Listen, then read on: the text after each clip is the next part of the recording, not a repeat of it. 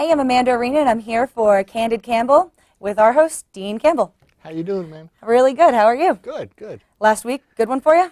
Interesting week, I'll tell you. Yeah? Water problems.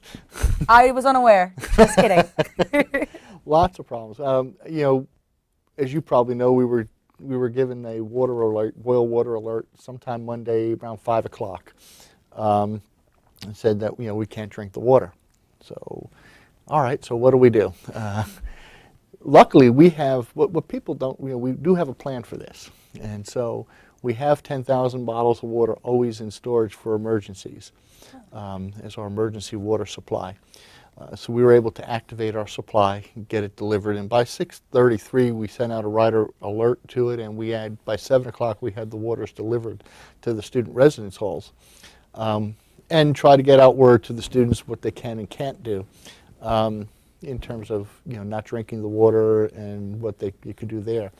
But that went on for a couple of days, so it went on through mid-morning on Thursday.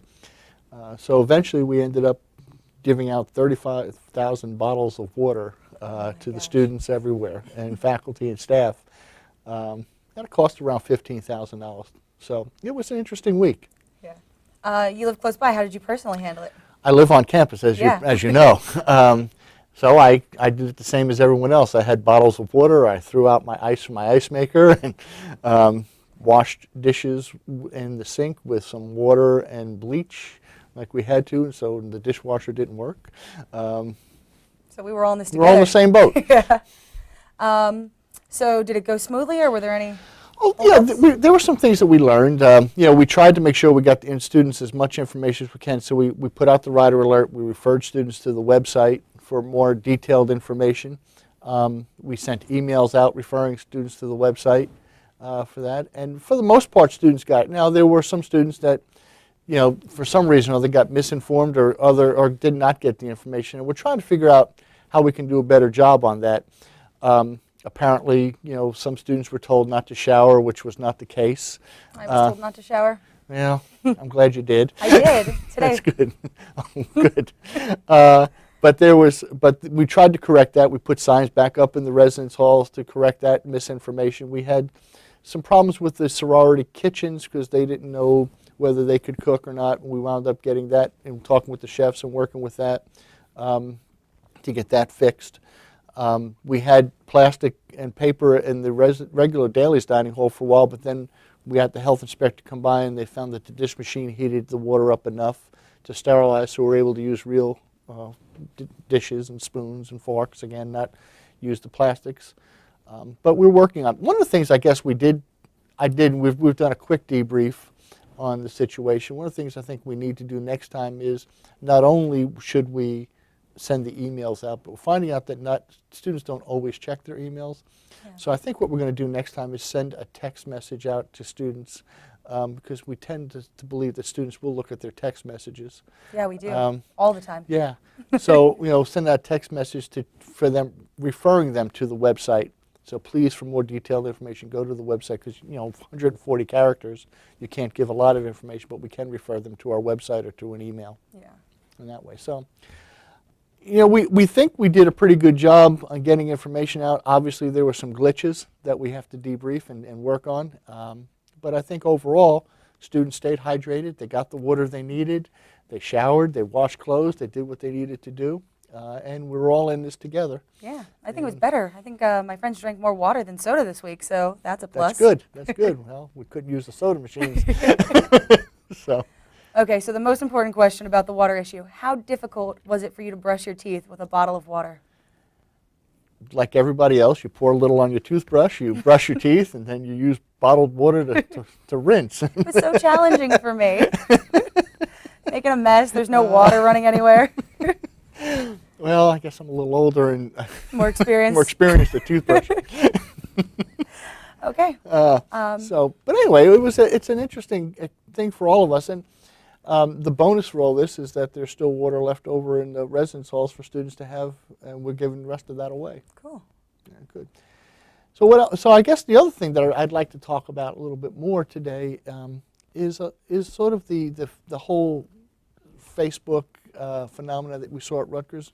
Yeah. There was couple of interesting cases that came out. It's not just the Rutgers case where Tyler Clementi obviously died because of the embarrassment, but there's another one that came out this week about a woman at Duke University outing a lot of her conquests.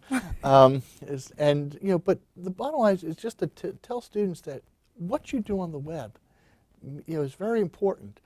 It doesn't go away. It does hurt people, and please, the cyberbullying is a real issue, and so I just ask people to be careful about that. It does hurt when you post something on your status at Facebook that says, Tony Campbell, wears high heel shoes or something. That you don't know what's going through my mind or how that feels or how that might affect me. And those are things that can hurt people. And I know that a lot of folks don't mean to do that, but we should solve problems face to face and interpersonally and work that way too. So I think that's an important thing for all of us to remember, that what you put on the web doesn't always stay private. It moves on out. So I guess the lessons of the week are check your emails and check what you say in your emails. And check and be aware of what you're doing and what you're saying in your emails. Some good stuff coming up this week, though. Okay. What do we got? We got Unity Days coming up. Oh, fun. And Unity Days starting out with Harry Belafonte as the keynote speaker. And the students may know Harry Belafonte from the song Deo. That is, most people know that from the movie Beetlejuice, as opposed to when it came out. But he did that, but he was also an actor. But he was a major civil rights activist in the 60s. And the theme of the Unity Day week is civil rights from 1960 to 50 years to 2010, and where we've gone. So Harry Belafonte walked with Dr. King and spent time with Dr. King. So he's going to have some pretty good insights on that. And then, everybody knows Dr. Millen and and Dean Johnson, and they're going to be doing a program on Wednesday on the music of the 60s, which should be an interesting program. But Unity Days is an important thing. It ties back into what we were saying about cyberbullying, because it started out in the 90s after a very ugly racial incident involving fraternities, and was created really under the idea came from the communication department. To bring students together and talk about things and become a united community. And we've been doing it since the mid-90s, since that incident occurred. And I think it's made our campus a more tolerant campus, a more accepting campus, and I think it's an important program for all of us in the university. Cool. I look forward to that. Fun. For Dean Campbell, I'm Amanda Arena, and thank you for coming to Candid Campbell. Thanks, Amanda.